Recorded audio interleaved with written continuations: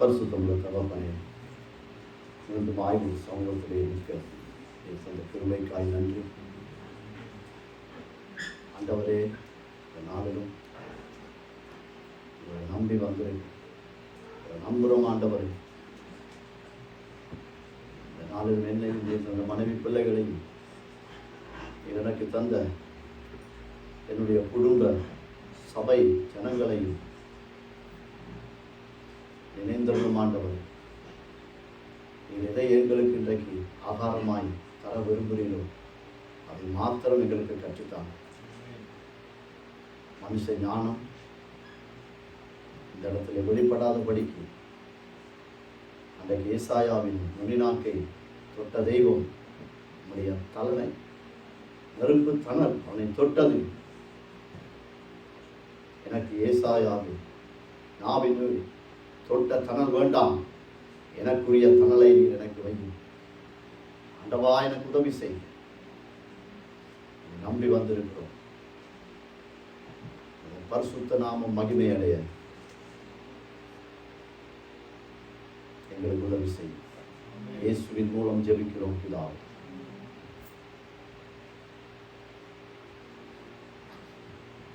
கர்த்தருடைய பரிசுத்தமுள்ள நாமத்துக்கு ஸ்தோத்திரம். ஒரு விசை அவருடைய காரியமாய் தேவன் இந்த இடத்திலே தகுதியில்லாத என்னை திரும்பவும் நினைவு கூர்ந்தபடியால் எல்லா கனத்தையும் மகிமையும் பரிசுத்தமுள்ள தெய்வமா பரலோகத்திருக்கிற அப்பாவுக்கு கனம் மகிமை எல்லாவற்றையும் செலுத்தி ஊழியத்தை நான் ஆரம்பிக்கிறேன். நாங்கள் இந்த உலகத்தில் எங்கு பார்த்தாலும் ஒரு போராட்டம். குழந்தையிலிருந்து அது வாலிபத்துக்கும் குழந்தைக்கும் இடையில இருக்கிற ஒரு பிள்ளைக்கு ஒரு போராட்டம் இருக்கு. வாலிபனான பிறகு ஒரு போராட்டம் இருக்கு. திருமணமாகின பிற்பாடு குடும்ப தலைவனாய் தலைவியாய் ஒரு போராட்டம் இருக்கு. மரணம் வரைக்கும் யுத்தம். மரணம் வரைக்கும் ஏதோ ஒரு காரியத்துக்காக நாங்கள் ஓடிக்கொண்டே இருக்க வேண்டிய சூழ்நிலையில தான் நாங்கள் வாழ்ந்து கொண்டிருக்கிறோம்.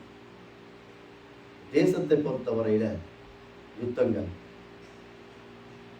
ஒவ்வொரு தேசமும் இன்னொரு தேசத்தை விழுங்கத்தக்கதாய் அல்லது அடிமைத்தனத்துக்குள்ளே கொண்டு வரத்தக்கதாய் அல்லது நான் தான் வல்லரசு என்று சொல்லத்தக்கதாய் இன்றைக்கு தேசங்கள் இன்னொரு தேசத்தை நோக்கி யுத்தத்திலே ஈடுபட்டு கொண்டிருக்கிறாங்க. குடும்பத்திலே ஒரு விதமான யுத்தம், தேசத்திலே இன்னும் ஒரு விதமான யுத்தம். அமெரிக்கா தான் வல்லரசு என்று ஆக வேண்டும் என்ற ஒரே ஒரு நோக்கத்தோடு வரி என்ற பெயரிலே யுத்தம். இஸ்ரேல் காசா யுத்தம், இந்தியா சைனா யுத்தம், அண்மையிலே எல்லை போர், தாய்லாந்து கம்போடியா யுத்தம். காரணம், யுத்தமில்லாத ஒரு இடத்தை நாங்கள் பார்க்க முடியாது. யுத்தமில்லாத குடும்பத்தை பார்க்க முடியாது. ஒரு வாலிப பிள்ளை படிப்போடு யுத்தம் செய்கிறது. எப்படியாவது நான் இதை சாதிக்கணும், எப்படியாவது இதை நான் அடையணும். எங்கு பார்த்தாலும் யுத்தம். இன்னைக்கு ஆண்டவர் பாடின பாடலின் படி யுத்தங்களை ஓய பண்ணுகிறவர் கர்த்தர். ஆமென். அவரால் மாத்திரம்தான் எங்களை யுத்தத்தை நிறுத்த முடியும். நாங்கள் எடுத்து வாசிப்போம். 2 நாளாகமும் 20வது அதிகாரம் 15வது வசனம் பி பகுதி. அதுக்கு முதல் நான் ஒரு வசனத்தை வாசிக்கிறேன். மத்தேயு 6:33 படி வசனத்தை போட வேண்டாம். 2 நாளாகவும் அந்த வசனம் அப்படி இருக்கு. மத்தேயு 6:33 படி, முதலாவது தேவனுடைய ராஜ்யத்தையும் நீதியையும் தேடுங்கள், அப்பொழுது மீட்பகதியை வாசிங்க. இந்த யுத்தம் உங்களுடையதல்ல, தேவனுடையது. ஆமென். முதலாவது தேவனுடைய ராஜ்யத்தையும் அவருடைய நீதியையும் தேடுங்கள். அப்பொழுது இந்த யுத்தம் உங்களுடையதல்ல, என்னுடையதல்ல, கர்த்தருடையது. ஆமென். கர்த்தர் இன்றைக்கு எங்களை பார்த்து சொல்றார், கலங்காத, திகையாத, யோசிக்காத, முறுமுறுக்காத, முதலாவது தேவனுடைய ராஜ்யத்தையும் நீதியையும் தேடு. நீங்க யோசிக்கலாம், புதிய ஏற்பாட்டில் ஒரு பாதி வசனத்தை எடுத்திருக்கிறீர் ஐயா மாமா, 2 நாளாகமத்தில் அதையும் இதையும் இணைச்சிருக்கிறீங்களே மாமா, அப்படி யோசிச்சிருப்பீங்க. சத்திய ஆவியானவர்களுக்கு உதவி செய்வாராக. இந்த வார்த்தையை, அதாவது இந்த யுத்தம் உன்னுடையதல்ல, என்னுடையது, இந்த வார்த்தையை கர்த்தர் யாருக்கு வெளிப்படுத்துகிறார், அல்லது எப்படிப்பட்ட மனுஷனுக்கு இந்த வார்த்தை பேசப்பட்டது, அல்லது இந்த வார்த்தையை பெற்ற மனிதனுடைய அவனுடைய அந்த மனுஷனை பரிசுத்த வேதாகமும் எப்படி எங்களுக்கு அறிமுகப்படுத்துகிறது நாங்கள் பார்க்கிறோம். இந்த வார்த்தை ஆண்டவர் பேசிட்டாரு. யுத்தம் உன்னுடையதல்லப்பா, என்னுடையது, பயப்படாத. ஆனால் இந்த வார்த்தையை பெற்ற மனுஷனை பரிசுத்த வேதாகமும் எப்படி அறிமுகப்படுத்துறது நாங்கள் பார்ப்போம். 2 நாளாகமும் 17வது அதிகாரம் 3வது வசனம் 4வது வசனம். கர்த்தர் யோசபாத்தோடு இருந்தார். அவன் பாழ்வர்களை தேடாமல் தன் தகப்பனாகிய தாவீது முன்னாட்களில் நடந்த வழிகளின்படி நடந்து தன் தகப்பனுடைய தேவனை தேடி இஸ்ரவேலுடைய செய்கையின்படி நடவாமல் அவருடைய கற்பனைகளின்படி நடந்து கொண்டான். ஆமென். என்ன அவருடைய வாழ்க்கையில இவன் என்ன செய்திருக்கிறான்? முதலாவது தேவனுடைய ராஜ்யத்தையும் அவருடைய நீதியை தேடி இருக்கிறான். அதுக்கு ஆதாரமாக தேவனா பாகாலா 2 சாய்ஸ். உனக்கு யார் வேண்டும்? யோசபாத் தெரிந்து கொண்டது தேவன். முதலாவது தேவனுடைய ராஜ்யத்தை அவன் தேடுறான், தேவனை தேடுறான், நோக்கி பார்க்கிறான். முற்பிதாக்களுடைய வழிபாடுகள் முறைகள் அல்ல, பாரம்பரியங்கள் அல்ல, சத்திய வசனத்தின் கட்டளையின்படி கற்பனைகளின்படி நடந்து கொண்டான். அப்ப அவன் முதலாவது தேவனுடைய ராஜ்யத்தையும் அவருடைய நீதி சத்தியத்தை தேடி இருக்கிறான். அப்படிப்பட்ட மனுஷனுக்கு தான் ஆண்டவர் பார்த்து என்ன சொல்றார்? உன்னுடைய யுத்தம் அல்ல, இது என்னுடைய யுத்தம். இப்ப விளங்கிட்டா? என்னத்துக்காக மத்தேயு 6:33 ஏ பகுதியையும் 2 நாளாகமும் 20வது அதிகாரம் 15வது வசனத்தில் பி பகுதியையும் இணைத்ததுக்கு காரணம் இதுதான். இந்த மனுஷன் முதலாவது தேவனுடைய ராஜ்யத்தையும் நீதியையும் தேடின ஒரு மனுஷன். வேதாகமும் அப்படித்தான் அவனை எங்களுக்கு அறிமுகப்படுத்தி இருக்கிறது.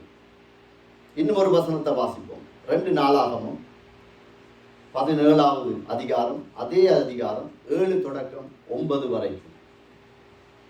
அவன் அரசாண்ட 3ஆம் வருஷத்தில் யூதாவின் பட்டணங்களிலே உபதேசம் பண்ணும்படிக்கு அவன் தன் பிரபுக்களாகிய பென்னாயிலேயும் ஒபதியாவையும் சகரியாவையும் நெதனியேலையும் மீகாவையும் இவர்களோட கூட செமாயா, நெதனியா, செபதியா, அசகேல், செமிரமேத், யோனத்தான், அதோனியா, தொபியா, தோபேத்தோனியா என்னும் லேவியரையும் இவர்களோட கூட ஆசாரியனான எலிஷமாவையும் யோராமையும் அனுப்பினான். இவர்கள் யூதாவிலே உபதேசித்து கர்த்தருடைய வேத புஸ்தகத்தை வைத்துக்கொண்டு யூதாவின் பட்டணங்களில் எல்லாம் திரிந்து ஜனங்களுக்கு போதித்தார்கள். ஆமென். இவனுடைய 2வது சுபாவம் என்ன? அவனுக்கு கீழே இருந்த அதிகாரிகள், லேவியர், கடவுளுக்காக ஊழியம் செய்யக்கூடிய மனிதர்களை இனங்கண்டு வெறுமை அனுப்பல்ல, சும்மா ஊழியத்தை செய்துட்டு வாப்பான்னு சொல்லல. கர்த்தருடைய பட்டயத்தை கொடுத்து அனுப்புறான், சத்தியத்தை கொடுத்து அனுப்புறான். வேத புத்தகத்தை வைத்துக்கொண்டு யூதாவின் பட்டணங்களில் எல்லாம் திரிந்து ஜனங்களுக்கு போதித்தார்கள். எதை போதிச்சிருப்பாங்க? முதலாவது தேவனுடைய ராஜ்யத்தை நீதியை தேடு. எப்படி தேடுறது? பாவம் செய்யாத, பரிசுத்த ஆவியானவரை, யெகோவா தேவனை பரியாசம் பண்ணாத ஒரு ராஜா, இப்படி அவனுடைய சுபாவம் இருக்கிறதை கண்டு, இது உன்னுடைய யுத்தம் அல்ல, இது என்னுடைய யுத்தம் என்று கர்த்தர். இதான் காரணம். இன்னும் ஒரு வசனத்தை வாசிப்போம். 2 நாளாகமம் 19வது அதிகாரம் 4வது வசனம்.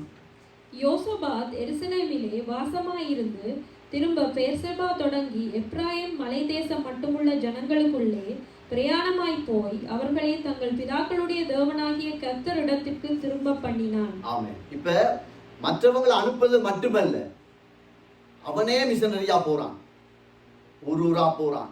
3 ஊர்ல பேர் போட்டிருக்கு. ஒரு ராஜாட வேலை என்ன? கட்டளை கொடுக்கிறது, ராஜவஸ்திரத்தோட அரண்மனையில ஆளுமை செய்வது. அவன் தேவனுடைய காரியமாய், பரலோகத்தின் சித்தமாய், கடவுளுக்காக அவன் பிரயாணப்பட்டு அவனும் போகிறான். ஊழியத்துக்காக அனுப்பி போட்டு இதை செய்யன்று போட்டு அவன் நிற்க இல்லை. அவன் கடவுளுக்காக பிரயாசப்படுகிறான். முதலாவது தேவனுடைய ராஜ்யத்தை, நீதியை அவன் தேடுகிறான். ஒரு ராஜாவினுடைய அந்தஸ்தை விட்டு கடவுள் தான் முதல், யெகோவா தேவன் தான் எங்களை பாதுகாக்கக்கூடியவர், அவர்தான் எங்களுக்கு அரண், அவர்தான் எங்களுக்கு வேலி என்று அறிந்த மனுஷன். அவனை பார்த்து ஆண்டவர் சொல்றான், யுத்தம் உன்னுடையதல்ல, என்னுடையது. 2 நாளாகமும் 20:11 வரைக்கும் +15 ஒவ்வொன்றாய் வாசிங்க. இப்போதும் இதோ அவர்கள் எங்களுக்கு நன்மைக்கு தீமை சரிக்கட்டி தேவரீர் எங்களை சுதந்திரிக்க பண்ணின உம்முடைய சுதந்திரத்திலிருந்து எங்களை துரத்திவிட வருகிறார்கள். ஆளுகிறான், ஆண்டவரே நாங்கள் தீமை செய்யல, இந்த ஜனங்களுக்கு நன்மையைத்தான் செய்தோம், நல்லதைத்தான் நான் இந்த ஜனங்களுக்கு செய்தேன். ஆனால் இவர்களோ எங்களுக்கு தீமை செய்ய வருகிறார்கள். இவங்களுக்கு நல்லதைத்தான் நான் செய்வேன். அடுத்த வசனம். எங்கள் தேவனே, அவர்களை நீர் நியாயம் தீர்க்க மாட்டீரோ? எங்களுக்கு விரோதமாய் வந்த இந்த ஏராளமான கூட்டத்திற்கு முன்பாக நிற்க எங்களுக்கு பலன் இல்லை. நாங்கள் செய்ய வேண்டியது இன்னதென்று எங்களுக்கு தெரியவில்லை.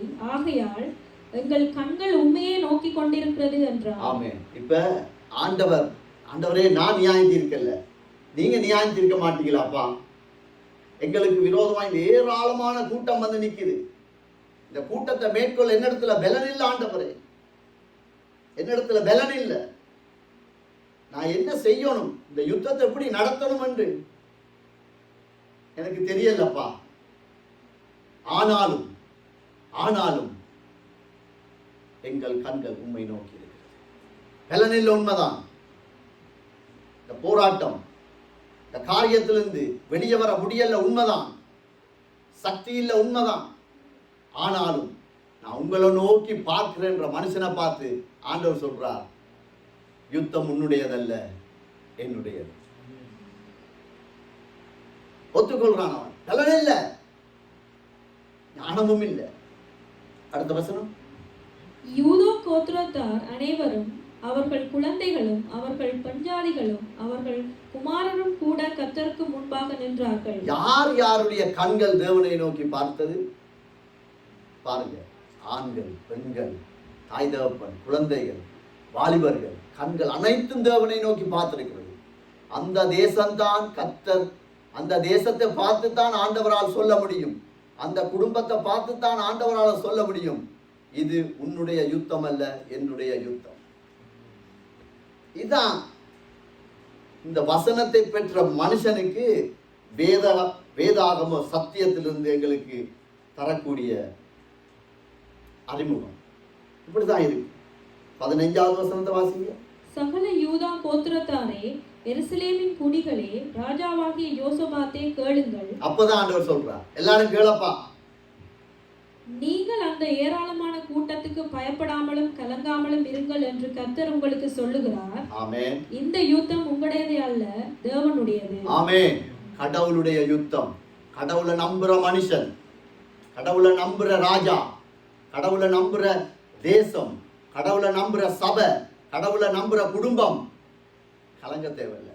யுத்தம் வரும், வந்தா அப்படி ஒரு யுத்தம் வந்தா தான், போராட்டம் வந்தா தான் தேவன் யார் என்று எங்களுக்கு அறிய முடியும். ஆண்டவர் சொல்றான், உன்னுடையதல்லப்பா, அது என்னுடையது, நீ பயப்படாத. எல்லாருடைய கண்களும் அவரை நோக்கி பார்த்தது நிமித்தம் ஆண்டவருடைய இன்னொரு மனுஷனை வேதாகமம் எங்களுக்கு அறிமுகப்படுத்துது. இவன் கிருபையின் காலங்களிலே வருஷங்களிலே பிறக்கப்பட்ட ஒரு மனுஷன். எசேக்கியா ராஜாவினுடைய காரியங்கள் இங்க வேத புத்தகத்தை வீட்டில இருந்து வாசிக்கணும். அதான் வாசிக்கணும். ஏன்னா எங்களுக்காக அளிக்கப்பட்ட நேரம் 45 நிமிஷம். அதுக்குள்ள எல்லா வேதத்தில் இருக்கிற காரியங்களை எங்களால் காண்பிக்க முடியாது. அதனால தான் நீங்களும் வேதத்தை வாசித்தால் தான் சத்தியம் எவ்வளவு கருத்தாய் இருக்கிறது, நலமாய் இருக்கிறது, அது எங்களுக்கு பரிபூர்ணப்படுகிறது, அதை நீங்க விசுவாசிக்க முடியும். எசேக்கியா ராஜா அவருக்கு சொல்லியாச்சு, உண்ட காலம் முடிந்தது. அழுகிறான், ஆண்டவரே. சரி, 15 வருஷம் கிருபையின் காலங்களிலே பிறந்த ஒரு மனுஷன் மனாசே, அவன் இப்படிப்பட்டவனாக இருக்கும். அவன் அப்படித்தான் வேதம் மரணத்தை 15 வருஷம் மேற்கொள்ள தேவன் கொடுத்த கிருபை நிமித்தம் பிறந்த பிள்ளை எப்படிப்பட்டவனா இருக்கும். 2 நாளாகமம் 33 3வது வசனம் பிளஸ் 6வது வசனம் பிளஸ் 9வது வசனம், அதுல இருந்து 13 வரைக்கும் வாசனம். அவன் தன் தகப்பனாகிய எசேக்கியா தகர்த்து போட்ட மேடைகளை திரும்பவும் கட்டி, பாகால்களுக்கு பலியிட்ட பலிபீடங்களை எடுப்பித்து, விக்கிரக தோப்புகளை உண்டாக்கி, வானத்தின் சேனைகளை எல்லாம் பணிந்து கொண்டு. இந்த கிருபையின் வருஷங்களிலே பிறந்த மனுஷனுக்கு அவங்க அப்பா சொல்லியிருப்பாரா இல்லையா? அடே, இப்ப நாங்க சாட்சி சொல்றோம் தானே, 7 செல் விழுந்தது, 6 வடிச்சது, 1 வடிக்கல. ஏம்மா ஏப்பா, கர்த்தர் காப்பாத்தினார் ஐயா. ஆமென், அல்லேலூயா. விசா இல்லாம பைத்தியக்காரன் மாதிரி இருந்தோம் ஐயா. அட்ரஸ் இல்ல, வேலை இல்ல, எல்லாராலும் ஒதுக்கப்பட்டிருந்தோம். யாராவது ஒருத்தன் கூப்பிட்டு ஒரு ஃப்ரிட்ஜ, வாஷிங் மெஷினை, ஒரு சோபாவை ஏற்றி இறக்கினா ஒரு 20 ரூபா 10 ரூபா தரமாட்டானான்னு ஏங்கி நின்றாப்பா. இன்னைக்கு கர்த்தரைகளை வளர்த்து விட்டாரு. அங்க சொல்றோம் தானே, உண்மையைத்தானே சொல்ல முடியும். அதே போல சொல்லியிருப்பான், மரணத்துக்கு நான் காத்திருந்தேன், கர்த்தர் 15 வருஷம் கூட்டி உன்னை எனக்கு தந்திருக்கிறார். நிச்சயமா இவனுக்கு அந்த அறிவு போதிக்கப்பட்டிருக்கு. எசேக்கியா ராஜா கடவுளுக்கு பயந்த ஒரு மனுஷன். ஆனால் இவன் என்ன செய்யறான்? இவனுடைய வாழ்க்கையிலே தேவனா பாகாலா? பாகால் எவ்வளவு ஒரு இருமாப்புள்ள ஒரு மனுஷன். அடுத்த வசனம், எருசலேமிலே என் நாமம் என்றென்றைக்கும் விளங்கும் என்று கர்த்தர் சொன்ன தம்முடைய ஆலயத்திலே பலிபீடங்களை கட்டி, கர்த்தருடைய ஆலயத்தின் 2 பிரகாரங்களிலும் வானத்தின் சேனைகளுக்கெல்லாம் பலிபீடங்களை கட்டினான். அப்படியே தொடர்ந்து நீங்க வாசி கொண்டு போனா, அவன் பில்லி சூனியத்தை நம்புறான், பெத்த பிள்ளையில தீ மிதிக்க வைக்கிறான். வேதம் சொல்லுது, புறஜாதியார் கடவுளை துக்கப்படுத்துவதை பார்க்கிலும் இவன் அதிகமாய் கடவுளை தூசித்த ஒரு மனுஷன். அப்படிப்பட்ட ஒரு மனுஷன் கடவுளுக்கு விரோதமாய் எவ்வளவு அவனால் உக்கிரம் கொள்ள முடிந்ததோ அவ்வளவத்தையும் செய்தான். பெத்த புள்ளைய தீயமிதி, வானத்துல நட்சத்திரங்களை, பில்லி சூனியத்துக்கு பின்னால போறான், 4 நட்சத்திரம் பார்க்கிறான். அத்தனை அருவருப்பும் அவனுடைய வாழ்க்கையில இருப்பதை வேதாகமம் எங்களுக்கு சொல்லித்தரும்.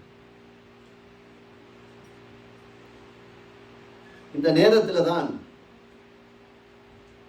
10வது வசனத்துல அருமையான ஒரு வசனம் போடுங்கம்மா. கர்த்தர் மனாசையோடும் அவருடைய ஜனத்தோடும் பேசின போதிலும் அவர்கள் கேட்க இல்லை. கழுதையை கொண்டு பேசுவாரு, கேட்க முடியாது. கர்த்தர் பேசுகிறார், கேட்க முடியல அவனால. கடவுளை நம்பல, வைராக்கியம் கொண்டுட்டான். பிசாசு ஆராதிக்கக்கூடிய ஒரு மனுஷனா மாறிட்டான். கடவுள் பேசுற அப்படிப்பட்ட மனுஷனுக்கும் எங்கடா அப்பாவை பார்த்தீங்களா? எப்படிப்பட்ட அப்பாண்டு, எப்படிப்பட்ட அப்பாண்டு பார்த்தீங்களா? இப்போ எங்களுக்கு ஒரு பொம்பளை பிள்ளை இருக்குன்னு வச்சுக்கொள்ளுங்க. அந்த பிள்ளைக்காக நாங்கள் சொத்தை சேர்த்து படிப்பிச்சு ஒரே ஒரு பிள்ளை, அந்த பிள்ளைய நல்லா வாழ வைக்கணும் இருக்கிற நேரத்தில் அந்த பிள்ளை தான் இஷ்டப்பட்ட ஒரு திருமணத்தை செய்து கொண்டால் எத்தனை தாய் தகப்பன் அந்த சொத்துக்களை திரும்ப அந்த பிள்ளைக்கு கொடுப்பார்கள். நாட்டில் நடக்குது தானே, உண்மைதானே? உடனே தூசிக்கிறோம், எனக்கு பிறக்கல, நான் பெற்றதுக்கு வெட்கப்படுறேன். எத்தனையோ காரியங்கள் உலக பெத்த தாய் தகப்பனே சொல்லும் போது ஆண்டவருக்கு விரோதமாக எப்படி வாழ்றான்? பில்லி சூனியத்துக்குள்ள போறான். அருவருப்புக்கு மேல் அருவருப்பை செய்கிற மனுஷனோட ஆண்டவர் பேசுறார். எப்படிப்பட்ட அப்பான்னு பார்த்தீங்களா? இந்த அப்பா விட்டு நாங்கள் எங்க போகலாம்? இப்படிப்பட்ட பரலோகத்துக்கு பரிசுத்த தெய்வத்தை விட்டு நாங்கள் எங்க போகக்கூடும்? அப்ப பேசுறார், அவர் பேசுறார். அவன் தன் காதுகளை அடைத்துக் கொண்டான்.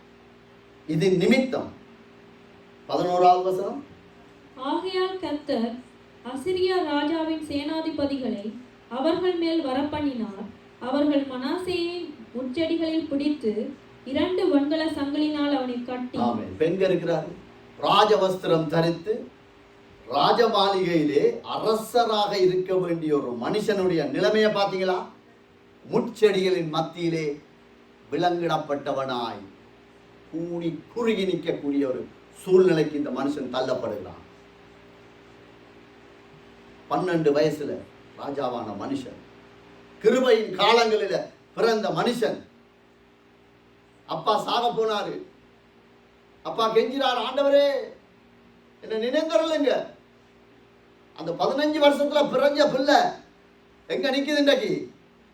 முட்செடிகளால் நறுக்கப்பட்டு விலங்கிடப்பட்டு அடிமையாய் நிற்கிற ஒரு காட்சியை வேதாகமம் எங்களுக்கு காண்பிக்கிறது.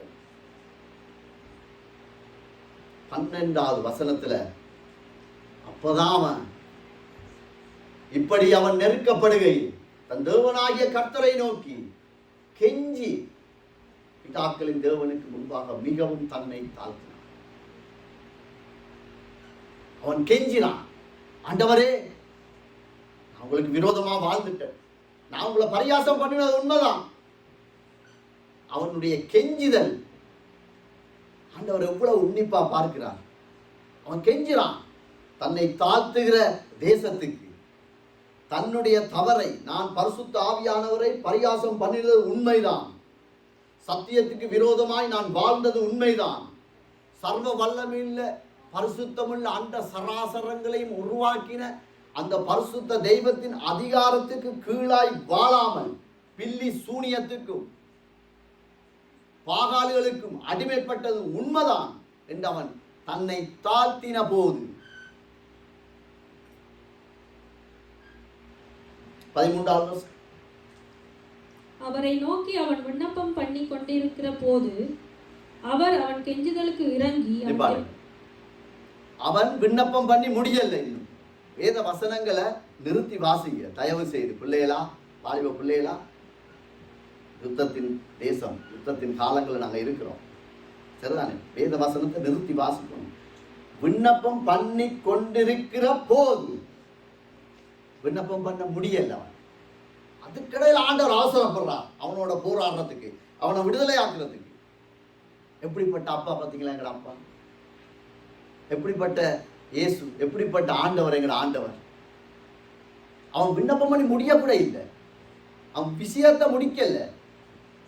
அவன் கெஞ்சிதலுக்கு இறங்கி அவன் ஜெபத்தை கேட்டு அவனை திரும்ப எருசலேமில் தன்னுடைய ராஜ்யத்துக்கு வரம் பண்ணி அதுக்கு பிறகு ஆலயத்தை கட்டுறான். அதில் 15வது வசனத்தில் இருக்க அவன் ஆலயத்தை கட்டி அதில் இருக்கிற விக்கிரகங்கள், தேவனுக்கு பிரியமில்லாத எல்லா காரியத்தையும் எடுத்து போட்டான். இந்த 2 மனுஷனை ஆண்டவர் எங்களுக்கு காண்பித்திருக்கிறார். ஒன்று யோசபா, ஒன்று மனாசே. இவர்கள் யோசபாத்தை போல நாங்கள் இருந்து விட்டால், தேசம் இருந்து விட்டால், சபை இருந்து விட்டால், ஆவிக்குரிய குடும்பங்கள் நாங்கள் இருப்போமானால், வாலிப பிள்ளைகள் நாங்கள் இருப்போமானால் கர்த்தருக்கு மகிமை உண்டாகட்டும். Praise the Lord. ஆண்டவருக்கு ஸ்தோத்திரம். ஆனால் மனாசையின் கிரியை நாங்கள் பார்த்திருக்கிறோம். அவனை போல நாங்கள் இருப்போமானால், நாங்கள் இப்ப யோசபாத்தை போல நாங்கள் தெரிவு செய்திருக்கிறோமா எங்கள் வாழ்க்கையை? மனாசையை போல நாங்கள் தெரிவு செய்திருக்கிறோமா? இது நாங்க தான் எங்களுக்கு இதுக்கு பதில் எழுதுவோம். சரிதானே? 2 பேர் ஆண்டவர் காண்பிச்சிருக்கார். யோசபாத்தை போல நான் என் குடும்பத்தில் நான் வாழ்றேனா, என் வாலிப பிள்ளை வாழுதா, என் அம்மா அப்பாவுக்குள்ள நான் கீழ்ப்படுகிறேனா, இந்த தாய் சபைக்குள்ள நான் உண்மையா ஊழியம் செய்யறேனா? கர்த்தருக்கு ஸ்தோத்திரம், கர்த்தருக்கு மகிமை உண்டாகட்டும். ஆனால் ஒருவேளை நாங்கள் மனாசையை போல, கிருபை பெற்ற நாங்கள் தான், ஆண்டவரால் தான் நாங்கள் ஆசீர்வதிக்கப்பட்டோம். கிருபையின் காலங்களிலே மரணத்தில் இருந்து எங்களை தூக்கி எடுத்தவர் தான் சாட்சி நாங்கள் தான் சொல்லி இருக்கிறோம். நாங்கள் எதை தெரிவு செய்கிறோம் எங்களுடைய வாழ்க்கையிலே? தேவனா பாகாலா? எதை தெரிவு செய்கிறோம்? சர்ச்சுக்கு வரலாம், பிரைஸ் லார்ட் சொல்லலாம், ஆண்டவரேன்னு சொல்லலாம். ஆனால் எங்களுடைய கிரியையிலே தான் எங்களுடைய தெரிவு வெளிப்படும். எங்களுடைய கிரியை தான் நாங்கள் யாரை மேன்மைப்படுத்துகிறோம் என்பதை வெளிப்படுத்தும். மனாசே கிரியை செய்யலாம், அதுல ஆண்டவர் சொல்றார் பாகாலுகளை தான் சேவிச்சான். எப்படி சேவிச்சான்? பெத்த பிள்ளைய தீமிரிக்க பண்றான், பில்லி சுனியத்தை நம்புறான், விக்கிரகங்களை கொண்டு வாரான், ஏராளமான பாவங்கள் அவனுடைய கிரியை வைத்து வேதம் அடையாளப்படுத்துகிறது. இந்த இடத்துல உங்களுடைய என்னுடைய விசுவாசத்தை குலைத்து உலுக்கி நான் உங்களை துக்கப்படுத்த நான் இந்த இடத்துல என்ன பரிசுத்த ஆவியானவர் நிறுத்த இல்லை. ஒரு வசனத்தை எனக்கு ஆண்டவர் காண்பிக்கும் போது அந்த வசனத்துக்கும் எனக்கும் இருக்கிற தொடர்பை தான் முதலாவது ஆண்டவர் என்னோடு பேசுவார். நீ இந்த வார்த்தையிலே நீ விடுதலை இல்லாவிட்டால் இந்த வார்த்தையை நீ பேசக்கூடாது. பேசினால் அது பாகால்களுக்கு பலியாய் போய்விடும். ஆலயத்துக்குள்ளதான் அவன் கொண்டு வச்சான் விக்கிரகத்தை. தேவ சபையில கூட கர்த்தருக்கு பிரியமில்லாமல் வாழ்ந்து கொண்டு கர்த்தருடைய வசனத்தை போதித்தால் அது விக்கிரகம். கர்த்தர் தான் எனக்கு சாட்சி, அழைத்தவர் அவர். அதனால் நான் தைரியமா நான் சொல்லுவேன், அவர் போட்ட பிச்சை. இன்றைக்கு நாங்க எதை தெரிவு செய்கிறோம், எங்களுடைய கிரியை என்ன என்றதை நாங்க கொஞ்சம் பார்ப்போம். அதை பார்த்தா தான் நாங்க தைரியமா சொல்லலாம், என்னுடைய யுத்தம் அல்ல. வாய்வு பிள்ளையை நீங்க சொல்லலாம், என்னுடைய யுத்தம் அல்ல, கர்த்தருடைய யுத்தம். பைபிளாக சொல்லலாம். ஊழியக்காரன் சொல்லலாம், வியாதி இருக்கு பிரதர், ஓகே, சஞ்சலம் இருக்கு, மற்றவன் துக்கப்படுத்துறான், இது என்னுடைய யுத்தம் அல்ல, பரலோகத்துல தேவனின் யுத்தம் என்று நாங்கள் தைரியமா சொல்லலாம். அப்ப எங்களுடைய கிரியை நாங்க கொஞ்சம் எங்களை ஆராய்ச்சி பார்க்கணும். நாங்க நம்முடைய சந்ததிக்கு பாகால காண்பிக்கிறோமா, பரலோகத்தில் இருக்கிற தெய்வத்தை காண்பிக்கிறோமா? நான் கோபப்படும் போது விபச்சாரம் இல்லை, தீமிதிக்க இல்லை, கொலை செய்யல. ஆனா நான் கோபப்படும் போது நான் பாகால காண்பிக்கிறேன் பிள்ளைகள். பாகாலாது முதலாவது தேவனுடைய ராஜ்யத்தை நீதியை தேடண்ட அவர் ஆண்டவர் சொல்லியும்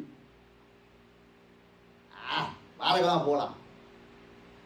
இன்னைக்கு சபை மன்னிப்பு கேட்க வேண்டிய நிலையில இருக்கு. உண்மையிலே நான் ஆண்டவரே அழுது, ஆண்டவரே எப்படி ஆண்டவரே இதை நீங்க தாங்கி கொள்றீங்க? பாஸ்டர் வாராருன்னு அறிவிச்சு வரல, அன்றைக்கு எல்லா ஜனங்களும் வாராங்க. ஆனா பாஸ்டர் வரலன்னு ஊழியக்காரன் மன்னிப்பு கேட்கிறான். எந்த நிலையில நாங்க நிக்கிறோம்?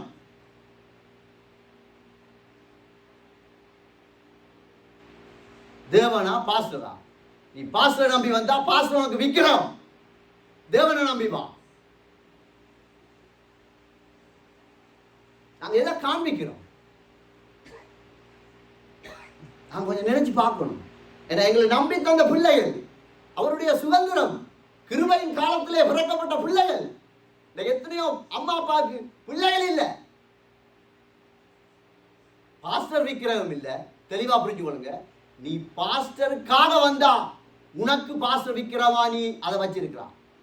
யாரா இருந்தாலும் சரிதான். மன்னிப்பு கேட்கிறான், மன்னிச்சு கொள்ளுங்க. இங்க ஐயா நாங்க நிக்கிறோம். என்னென்ன ஐயா நாங்க பரலோகம் போகிறோம். எப்படியா நாங்க ஆண்டவருக்கு உண்மையா நிக்க போறோம்? எந்த வாயை கொண்டு, எந்த விசுவாசத்தை கொண்டு இந்த யுத்தம் தேவனுடைய நாங்க சொல்ல முடியும்? முடியுமா? முடியாது.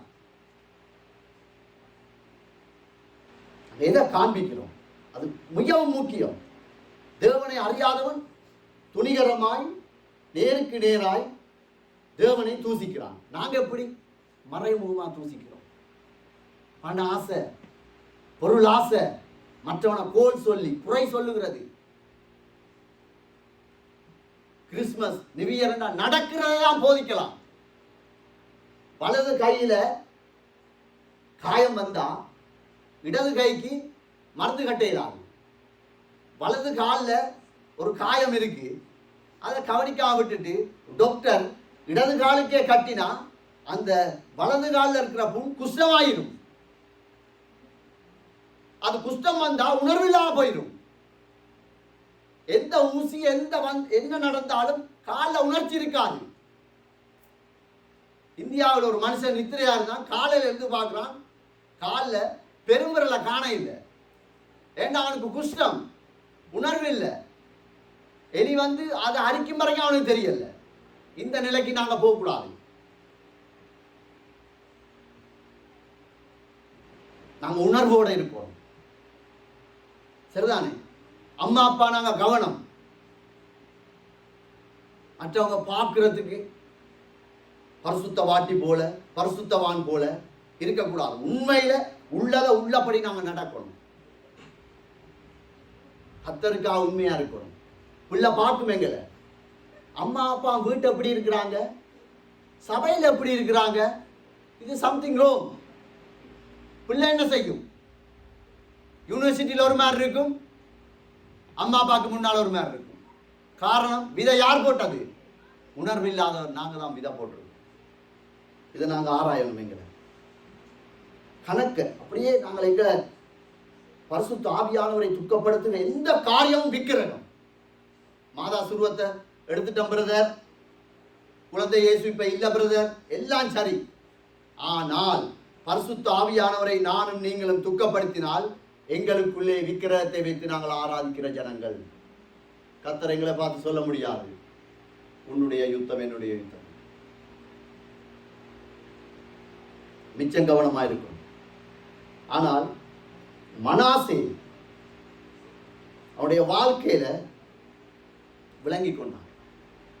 கடைசியில கெஞ்சுவோம், கர்த்தரை நோக்கி நான் பார்க்க போறேன், எனக்கு வேற வழி இல்லை. பலவீனத்தோடு குறையோடு தான் இருக்கிறான் ஆண்டவரே. அவன் கெஞ்சினான். அவன் கெஞ்சிதலுக்கு கூட அவ்வளவு துரோகமாய் வாழ்ந்த மனுஷனுடைய கண்ணீரை நினைந்தல்ன தெய்வம். அப்படிப்பட்ட அப்பா நிராகரிக்க மாட்டார் யாரையும். கடிந்து பேசுவார், நிராகரிக்க மாட்டார் யாரா இருந்தாலும் சரி. இப்படிப்பட்ட மனுஷன் ஜெபித்து முடிக்க கூட இல்லை. அவன் விண்ணப்பம் பண்ணி கொண்டிருக்கிற போது அவன் என்ன சொல்ல வாரான்னு கூட ஆண்டவருக்கு ஐரோக்கியா. அவன் தன்னை தாழ்த்துறத கண்டுட்டார், அவன் அழுகையை கண்டுட்டாரு. ஐயோ என்ற பிள்ளை இப்படி இருக்குது, நான் போறேன், விடுதலையாக்குறேன். இப்படிப்பட்ட நிலையில இருக்கிற எங்களுக்கு எரேமியால வார்த்தைகளை நாங்கள் ஒன்றென்று நாங்கள் பார்ப்போமானால் 32வது அதிகாரம் 24வது வசனம் 25வது வசனம் பிளஸ் 27 43 44 24வது வசனம் சொல்லுது, சத்தியத்தின்படி நாங்கள் நடக்கல. இதோ கொத்தளங்கள் எல்லாம் போடப்பட்டிருக்கிறது. இது எப்படிப்பட்ட தேசம்? தேவ சித்தத்தின்படி, அவருடைய அளவுகோலின்படி, அவர் கொடுத்த ஐஸ்வர்யத்தின்படி கட்டப்பட்ட ஆலயத்தின் தலைநகரம். வேதத்தை முன்னுக்கு போய் வீட்டிலிருந்து வாசிக்கின்றா தெரியும். சாலமோன் எல்லாம் பிடுங்கப்பட போகிறது, எடுக்கப்பட போகிறது. கொத்தளங்கள் போடப்பட்டிருக்கிறது. கொள்ளை நோய், பஞ்சம், தேசம் கல்தேயரிலே எங்களுடைய எதிரியின் கையிலே தேசத்தை கொடுத்திருக்கிறீங்க. நீங்க சொன்னபடியே நடந்துட்டு ஆண்டவர் அவன் சொல்றான். நீங்க எச்சரிச்சீங்க, நாங்க கேட்கல. நீங்க பேசினீங்க, நாங்க கேட்கல. நீங்க சொன்னபடியே இந்த காரியம், நீரே அதை, நீங்க சொன்னபடி சம்பவித்தது. இதோ நீர் அதை பார்த்து கொண்டிருக்கிறீங்க. கொத்தளங்கள் எங்க முன்னால் நிற்குது, குடும்பத்துக்கு முன்னால, வாலிப பிள்ளைகளுக்கு முன்னால, சபைக்கு முன்னால நீங்க பேசுறீங்க, நாங்க கேட்கல. அதனால இப்படிப்பட்ட காரியம் இன்றைக்கு தேசத்துல இருக்கு. 25வது வசனம், கர்த்தராகிய ஆண்டவரே நகரம் கல்தேயரின் கையிலே கொடுக்கப்படுகிறதா இருந்தும் தேவரீர் என்னை நோக்கி. ஆண்டவர் ஒரு வாக்கு தத்தத்தை சொல்லி இருக்கிறார் அவனுக்கு.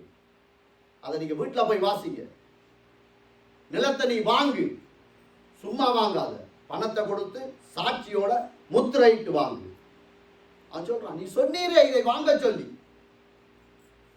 நான் வாங்கி இருக்கிறேன். அந்த ஒரு மனுஷனின் நிமித்தம். 25வது வசனம், 27வது வாசகம். இதோ நான் மாம்சமான யாவருக்கும் தேவனாகிய கர்த்தர். ஸ்தோத்திரம். ஆண்டவர் எங்களுக்கு வாக்குத்தத்தம் சொல்லிட்டாரு. நீ வாங்கு, நிலத்தை வாங்கு, முத்திரையிட்டு வாங்கு, சாட்சியோட வாங்கு.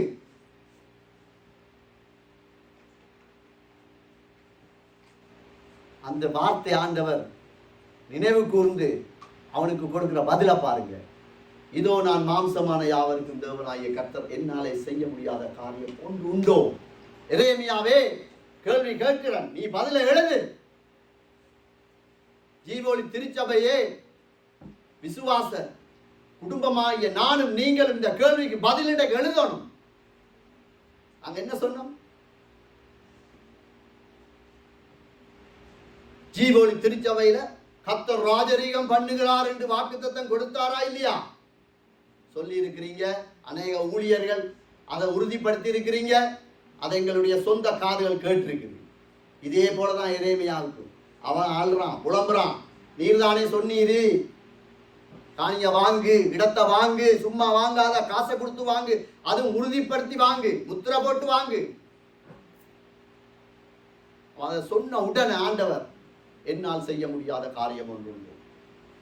இன்றைக்கு நாங்கள் இந்த சபையில நானே ராஜரீகம் பண்ணுகிற கர்த்தர், இந்த சபையில எத்தனை சாட்சிகளை நாங்கள் கேட்டிருக்கிறோம். எத்தனை சாட்சிகள். பிரதர் சிறையில் இருக்கும், பிரதர் டிபோர்ட் கேம்ப்ல இருக்கும், பிரதர் ஐயோ என்னையாவது செய்யுங்க.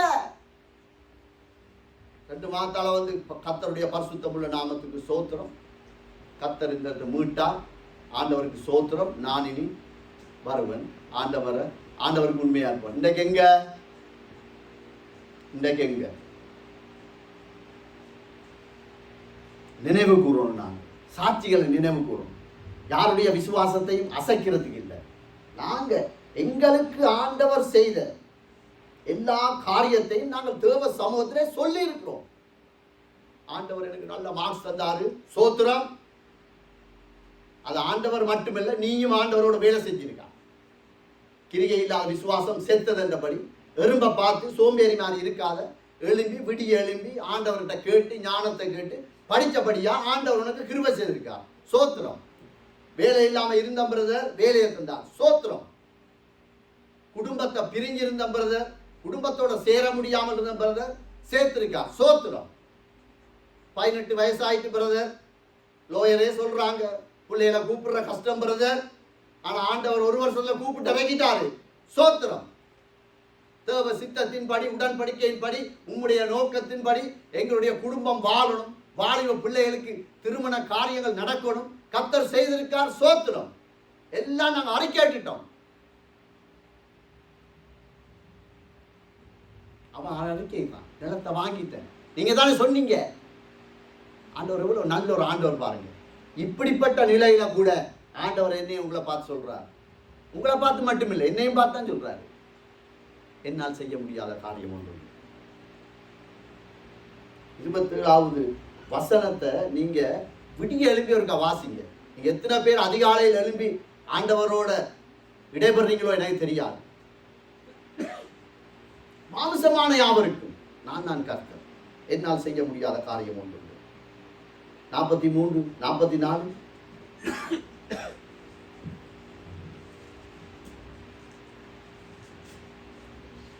மனுஷனும் மிருகமும் இல்லாத படிக்கு பாழாய் போயிற்று என்றும் கல்தேயரின் கையிலே ஒப்பு கொடுக்க போயிற்று என்றும் நீங்கள் சொல்லுகிற இந்த தேசத்திலே. ஆமென். இப்ப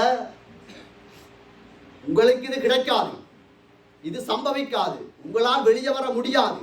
ஆனா அந்த தேசத்துல அவனுடைய எதிரியின் கையில் ஒப்பு கொடுக்கப்பட்டு போயிற்று என்றும் நீங்கள் சொல்லுகிற இந்த தேசத்திலே நிலங்கள் கொல்லப்படும்.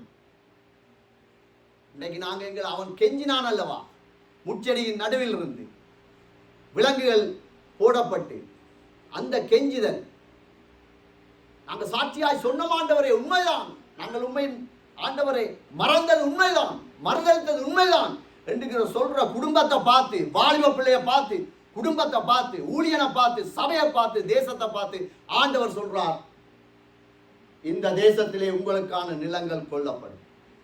எங்களை வாலிப பிள்ளைகிட்ட கொஞ்சம் வெளியே நிற்கலாம்.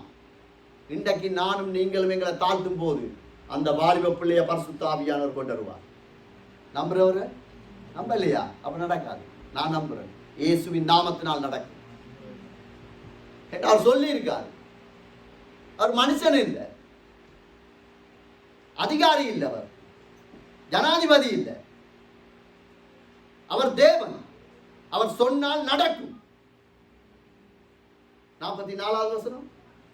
பெஞ்சமின் தேசத்திலும் எருசலேமிலும் சுற்றுப்புறங்களிலும் யூதாவின் பட்டணங்களிலும் மலைக்காடான பட்டணங்களிலும் பள்ளத்தாக்கான பட்டணங்களிலும் தென் திசை பட்டணங்களிலும் நிலங்களிலும் விலக்கிரயமாக்க கொள்ளப்படுகிற பத்திரங்களில் கையெழுத்து போடுகிறதும் முத்திரை இடுகிறதும் அதற்கு சாட்சி வைக்கிறதும் உண்டாயிருக்கும். அவர்கள் சிறையிருப்பை நான் திருப்புவேன். கர்த்தர் சொல்றார். சபையே, அம்மா அப்பா கேளு, லெனினே கேளு, எங்களுடைய சிறையிருப்பை கர்த்தரால் திருப்ப முடியும். நாங்க எங்களுடைய ஞானத்துக்கு சரி வராது. பிரதர், ஒரு சின்ன சாட்சியை சொல்றேன், அது உங்களுக்கு யாரையும் காயப்படுத்துறதில்ல. அது எங்க எப்படிப்பட்ட ஊழியத்துக்குள்ள மத்தியில இந்த உலகம் போகுது. ஒரு சபை 45 வருஷ ஆண்டு விழா கொண்டாடி இருக்கு. இன்னொரு சபை 44 வருஷ நிறைவு நன்றி பலி செலுத்தி இருக்காங்க. அந்த 44 வருஷமும் 45 வருஷ சபையில ஒரு வாலிப பையனும் ஒரு வாலிப பிள்ளையும் திருமண உடன்படிக்கை பண்ணி 3 மாசம் டிவோர்ஸ் எடுத்துட்ட பேப்பர் கையில் இருக்கு. நம்புவீங்களா? நீங்க நம்புவீங்களா? நான் அந்த போதவரோடு எடுத்து கதைச்சேன். அவர் எனக்கு மெசேஜ் போட்டுட்டு வாட்ஸ்அப்பில் எனக்கு அன்றைக்கு தான் தெரியும். ஒரு மெசேஜை ப்ரூஃப் இல்லாமல் அனுப்பினா நாங்கள் அதை பார்த்துட்டோம்டா அந்த மெசேஜ் தானா இல்லாமல் போயிடும். அப்படி ஒரு மெசேஜ் வந்து எனக்கு. ஆனால் ஆண்டவர் நான் படிக்கல, இதில் இன்னும் இருக்குடா, நான் என்ன செய்தேன், அதை சேவ் பண்ணுறதுக்கு இன்னொரு வழியை அதுக்குள்ளே போய் சேவ் பண்ணி போட்டு தான் அதை கிளிக் பண்ணி பார்த்தேன். இன்றைக்கும் வச்சிருக்கேன். அவர் என்ன தெரியுமா சொல்றார்? ஒரு போதகர் கனடா, லண்டன், ஆஸ்திரேலியா, ஜெர்மன் எல்லா இடத்தையும் வந்து சுவிசேஷ கூட்டத்தை நடத்துகிற போதகர். திருகோணமலையில பெரிய ஆராதனை கூட்டம், விடுதலை கூட்டம் நடத்துகிற போதகர் மெசேஜ் பண்ணியிருக்கார். எப்படி? 1 வருஷம் ஆயிட்டு பிரதர், 2 வருஷம் ஆயிட்டு, இது சரி வராது, இதை சேர்க்க முடியாது. யார் சொல்றது? பலிபீடத்தில் நிற்கக்கூடிய ஒரு ஊழியக்காரன். கவனம், மனுஷனால் முடியாது. அப்ப அந்த விசுவாசிகள் எப்படி இருப்பாங்க யோசிச்சு பாருங்க. கர்த்தருக்கு சோத்திரம். ஆண்டவருடைய வசனத்தை வசனமாய் கேட்கக்கூடிய ஒரு இடத்துக்குள்ள எங்களை அடைத்ததற்காய், இந்த பேழைக்குள்ளே ஆண்டவர் வைக்கிறதுக்காய் நாங்கள் ஆண்டவருக்கு நாங்கள் நன்றி செலுத்துறோம். அற்புதம் நடக்கல, ஒருத்தர் இந்த பேயாடி கீழே விளையில, சத்தியம் போதிக்கப்படுது. ஐயா, நானே வழி, நானே சத்தியம், நானே ஜீவன். சத்தியத்தை சத்தியமாய் பேசக்கூடிய ஒரு தலைவனுக்கு கீழாய் இந்த பேழையை நடத்துகிற கர்த்தருக்கு மகிமை உண்டாகட்டும். நீ நம்பணும். இன்றைக்கு முடிந்ததெல்லாம் முடிந்தது, கொத்தளங்கள் போட்டாக்கி பிரச்சனை இல்லை, பஞ்சம் எல்லாம் இருக்கட்டும். ஆனால் முத்திரை பாருங்க, சாட்சியோடு கர்த்தர் கூட கையில திரும்பி தருவேன்றார். முத்திரை போட்டு தான் நீங்க எடுப்பீங்க. நாங்க அகதி பிரதர், எங்களுக்கு பலவீனம், கொஞ்சம் பார்த்து தாங்க, அதெல்லாம் இல்லை. சட்டப்படி கர்த்தர் எங்கள் கையிலே தருவார். எங்கள் பிள்ளைகளை சட்டப்படி எங்கள் குடும்பத்தை திருப்பிக் கொள்ள கர்த்தர் உதவி செய்வார். இழந்த ஆத்துமாக்களை கர்த்தர் மீண்டும் எடுக்க கர்த்தர் கிருபை செய்வார். எத்தனை ஆத்துமாக்கள் வெளியே நிற்குது, ஞானஸ்தானம் எடுத்த பிள்ளைகள் இன்றைக்கு வெளியே நிற்குது. காரணம் என்ன? நாங்க கெஞ்சிரோமா? எங்களை உணர்றோமா? எங்களுடைய இருதயத்தை நாங்க பாகாலத்தான் சுமக்கிறோம் என்ற உணர்வு இருக்கா? இல்லாட்டி குஷ்டம் பிடிச்சவன போல இருக்கிறோமா?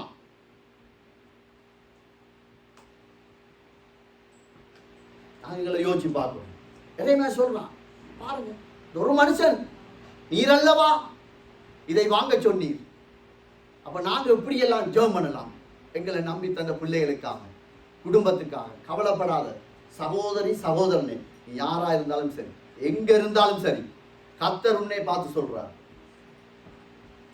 மாம்சமான யாவருக்கும் நான் கர்த்தர், என்னால் செய்ய முடியாத காரியம் ஒன்றுமில்லை. நாங்க துக்கப்படுத்தி கொண்டு நாங்க தேவ ராஜ்யத்துக்குள்ள போக முடியாது. துக்கப்படுத்தி கொண்டு தேவனை ஆராதிக்க முடியாது. சிறையிருப்பு திருப்பப்படும். சிறையிருப்பு திருப்பப்படும். வாலிப பிள்ளைகளா, ரூமை பூட்டிட்டு படிக்காத, போனுக்குள்ள சத்துரு இருக்கிறான், கொஞ்சம் கொஞ்சமா வருவான். அம்மா அப்பாவை ஏமாத்தாத, அதுகள் பாவம், அதுகள் பாவம்.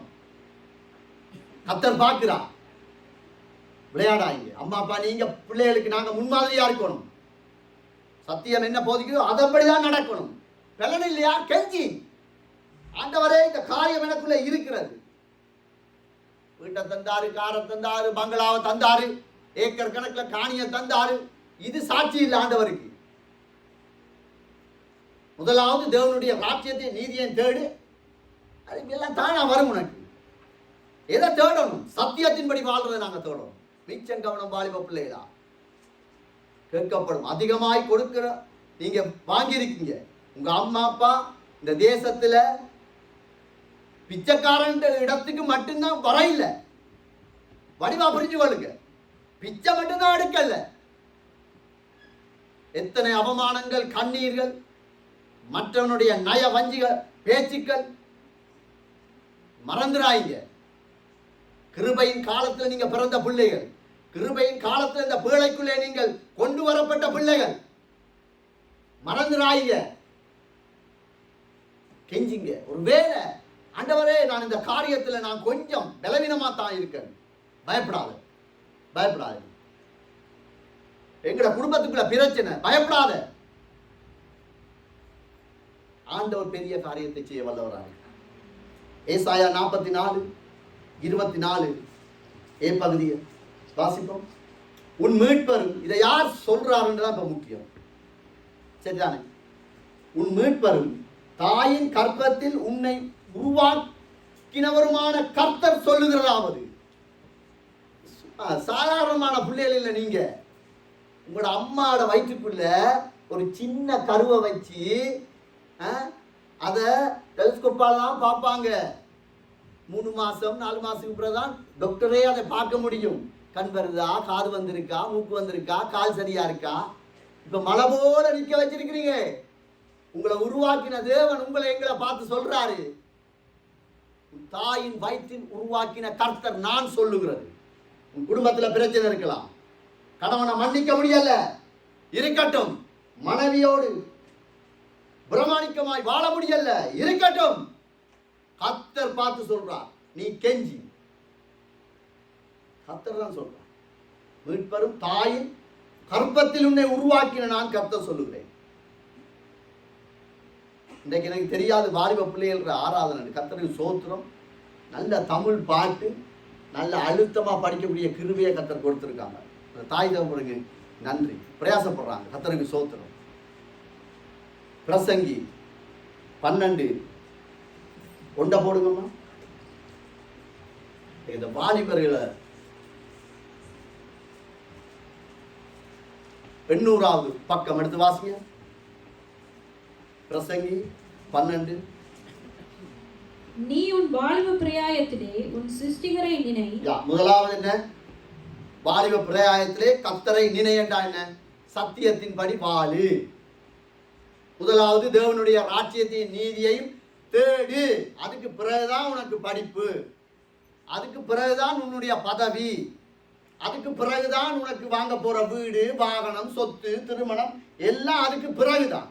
முதலாவது நீ உன் வாலிப பிராயத்திலே உன் சிருஷ்டிகரை நினை. இஞ்ச தீங்கு நாட்கள் வருவதற்கு முன்னும் எனக்கு பிரியமானவைகளை அல்ல என்று நீ சொல்லும் வருஷங்கள் சேராததற்கு முன்னும். இந்த மனாசே அழுதானல்ல, ஐயோ நான் பாகால் அருவருக்க வேண்டிய நாட்கள் அருவருக்கல்ல, விக்கிரகங்களை கொண்டு வைக்க முதல் அதை அப்படியே தூக்கி எறியணும். அதை தூக்கி எறியல்ல, தேவனை நம்பாம பில்லி சூனியக்காரனை நம்பி போயிட்டேன். அந்த நாட்களுக்கு முன்னதாய் நீ உன் வாலிப பிராயத்திலே கர்த்தரை நினை. நாங்களும் வாலிபர்கள் தான், கர்த்தருக்கு சோத்துறோம். விளங்குதா? நீங்க அரண்மனையில உலாவ வேண்டிய பிள்ளைகள், தேவ ராஜ்யத்தின் பிள்ளைகள். கர்த்தர் அப்படிதான் அழைச்சிருக்கார். ஆசாரியராய், ராஜாக்களாய். அவர் சாதாரணமாய் எங்களை மீட்டுக் கொள்ளல. இயேசுவின் ரத்தமும் சரீரமும் உங்களுக்காய் எனக்காய் விளக்கரையுமாய் செலுத்தப்பட்டிருக்கிறது. அதை உறுதி வச்சுதான் அவர் சொல்றார், நான் சிறையிருப்ப திருப்புவேன் என்று. எங்களுக்கென்று ஒரு லோவை வச்சுக்கொண்டு நாங்க நடக்கிறோம். அப்படி இல்லை. அந்நிய நுகத்தோட சேராதண்டா சேராத. வாக்கு கொடுத்துட்டான், சமாதானம் இல்லை. ஜெபி 3 மணி 4 மணிக்கு எல்லாம் வச்சு அழு, புலம்பு ஆண்டவர்கிட்ட. ஆண்டவரே இந்த காரியம் இதையாய் செய்யப்பா, நான் சிறையிருப்புல இருக்கிறேன். கெஞ்சி கர்த்தர் சிறையிருப்பை மாற்றுவார். கர்த்தரால் மாற்ற முடியும். எல்லாம் வர முன்னதாக அந்த மனாசே என்ற மனுஷன் நடந்திருந்தா அவனுக்கு இந்த அருவருப்பு வந்திருக்காது. வேதத்தில் எழுதியிருக்கிற அனைத்து சத்தியங்களும் எங்களுக்கு எச்சரிப்பாய். பரிசுத்த ஆவியானவர் சும்மா ஒன்றே எழுதல. அதனால வாலிப நாட்கள்ல கவனமா இருக்கணும், கவனமா இருக்கணும். இங்க நார்மல் பாய் ஃப்ரெண்ட் இல்லாட்டி ஒரு மாதிரி பார்ப்பாங்க. சிகரெட்டை கொஞ்சம் வச்சிருக்காட்டி என்ன ஆம்பளையான்னு கேட்குறாங்க. அதெல்லாம் சரிகிறாங்க. சத்தியம் எதை போதிக்கிறோம், சத்தியத்தின்படி தான் எங்களுடைய வாழ்க்கை இருக்கும். என்ன பிரச்சனையும் இருக்கலாம், விசா இல்லாம இருக்கலாம், கேஸ் முடிக்குது, ஒன்றுமில்லை, ரோட்ல நிற்கிறோம், நில்லு. குடும்பத்துல சரி, நான் தெரியாம இப்படிப்பட்ட காரியத்தில் ஈடுபட்டு குடும்பம் இன்றைக்கு பிரிஞ்சிருக்கு, நில்லு. பேழத்துல நில்லு. சபைக்கு வா, ஆண்டவரை நம்பு. அவன் கெஞ்சினது போல கெஞ்சி. அவனை பார்த்து ஆண்டவர் சொல்றார், ஏசாயா 45 3ஆம் அதிகாரம் 45வது அதிகாரம் 3வது வசனம் 4வது வசனம். வெண்கல கதவுகளை உடைத்து, அதுக்கு முதல் 3ஆம் வசனம் போடுங்க. உன்னை பெயர் சொல்லி அழைக்கிற இஸ்ரவேலின் தேவனாகிய கர்த்தர் நானே என்று நீ அறியும்படிக்கு, சபை அறியும்படிக்கு, பிரிந்த குடும்பங்கள் அறியும்படிக்கு, பின்மாற்றத்தில் இருக்கிற விசுவாச பிள்ளைகள் அறியும்படிக்கு, ஊழியத்திலே நின்றவர்கள் இன்றைக்கு ஊழியத்தை விட்டு ஓடிவிட்டார்கள், அவர்கள் அறியும்படிக்கு, சபை அறியும்படிக்கு வெண்கல கதவுகளை உடைத்து இரும்பு தாழ்பாளை முறித்து, விலங்கிடப்பட்டு தான் இருக்கிறோம், தாழ்பாளோடு தான் இருக்கிறோம், மனாசே போல தான் இருக்கிறோம். முடியல, இந்த சுமையிலிருந்து வெளியே வரையாது. இந்த தீமையான எண்ணத்திலிருந்து எனக்கு என்னால மீட்டெடுக்க இயலாம இருக்கு. எல்லா குடும்பத்தோடு சந்தோஷமா இருந்தேன், இன்னைக்கு தனியா இருக்கிறேன். ஏதோ ஒரு காரியம் என்னை விலங்கிடப்பட்டிருக்கிறது.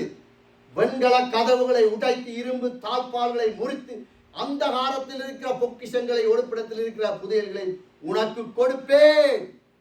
கெஞ்சுகிற மனுஷனுடைய ஆசீர்வாதம். கெஞ்சுகிற மனுஷனுக்கு கொடுக்கிற கர்த்தர் வாக்கு தத்தம். இன்றைக்கு என்னை உங்களையும் பார்த்து சொல்றார்.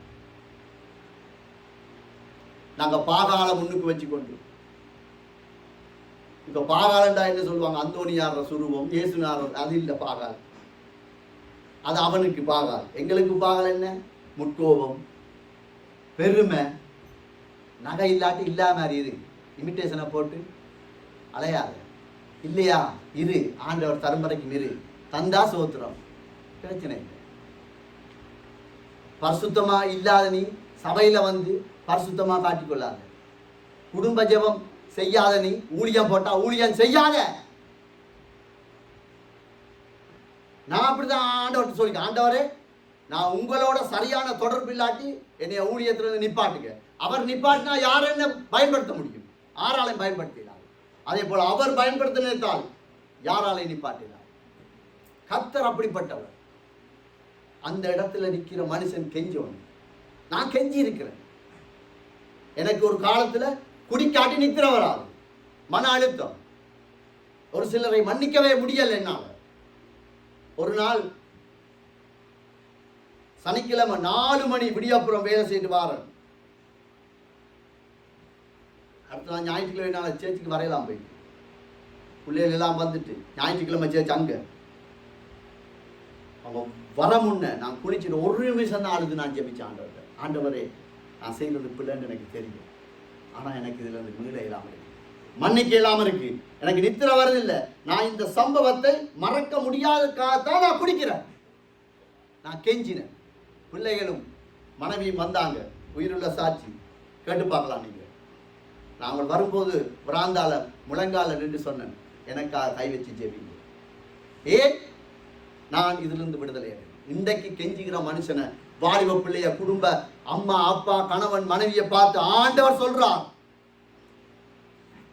நான் புதையல்களை உனக்கு தருவேன். நான் தெரிந்து கொண்ட இஸ்ரவேலின் நிமித்தமும் நான் உன்னை பெயர் சொல்லி அழைச்சிருக்கிறார், இந்த பேழைக்குள்ள வச்சிருக்கார். நீ என்னை அறியாதிருந்தும் உனக்கு என் நாமத்தை அல்லவா தரித்தேன். எப்படிப்பட்ட ஒரு நல்ல ஒரு தகப்பன் எங்களுக்கு, எப்படிப்பட்ட நல்ல ஒரு ஆண்டவர் எங்களுக்கு. மனுஷன் அல்லவர். இன்றைக்கு நாங்கள் எங்களை ஒப்பு கொடுப்போம், எங்களை நாங்கள் ஒப்பு கொடுப்போம். அவரால் முடியும் பிரதர், தம்பி தங்கச்சி, அவரால் முடியும். நீ ஏதோ ஒரு சிறைக்குள்ள இருக்கிறான், உனக்கென்று ஒரு வட்டத்தை போட்டு நீ அதுக்குள்ள இருக்கிறான், உண்மைதான். அந்த வட்டத்துக்குள்ள இருந்து நீ கெஞ்சி, அவன் முச்சடியில நெருக்கப்படும் போதுதான் கெஞ்சினான். அவன் கெஞ்சிதல், அவனுடைய மன்றாட்டு முடிய முன்னதாகவே கர்த்தரால் பதில் கொடுக்க முடியுமானால், மனாசேக்கு இயேசுவின் ரத்தம் சிந்தப்பட்டதா? வேதத்தின்படி இல்லை. இஸ்ரவேல் ஜனங்களுக்கு ஆட்டுக்குட்டி அடிச்சு அந்த பிளட்டால ஆண்டவர் குணந்தார், உண்மைதான். உனக்கும் எனக்கும் தேவகுமாரன் அடிக்கப்பட்டிருக்கிறார். இயேசுவின் ரத்தம் எனக்காய் விளக்கிரயம் சிந்தப்பட்டிருக்கிறது. இயேசுவின் சரீரம் எனக்காய் அடிக்கப்பட்டிருக்கிறது. நாங்க கெஞ்சலாமே, நாங்க மனம் திரும்பலாமே, ஒப்பு கொடுப்போமா? ஆண்டவர்கிட்ட மண்டாடுவோம். பரிசுத்தமுள்ள தகப்பனே, ஆண்டவரே, இந்த நாளிலும் எங்களுடைய குறைவுகளை நாங்கள் உமது பலிபீடத்தில் வைக்கிறோம். ஆண்டவரே, நாங்கள் எந்தெந்த காரியத்திலே எந்தெந்த விதத்திலே விலங்கிடப்பட்டிருக்கிறோமோ, சிறையிருப்போடு இருக்கிறோமோ, உங்களுக்கும் எங்களுக்கும் இருக்கிற அந்த பிரமாணிக்கத்தை நாங்கள் பரியாசம் பண்ணி இருக்கிறோமோ, பரிசுத்த ஆவியானவரை துக்கப்படுத்தி இருக்கிறோமோ, அது நின்று எங்களை விடுதலை செய்ய இயேசுவின் நாமத்தில் கெஞ்சுகிறோம். அப்பா, கெஞ்சுகிறோம். ஆண்டவரே, எங்களுக்கு உதவி செய்யும். உமது பரிசுத்த நாமம் மகிமை அடைய இயேசு கிறிஸ்துவின் நாமத்தில் ஒப்பு கொடுத்து ஜெபிக்கிறேன் பிதா.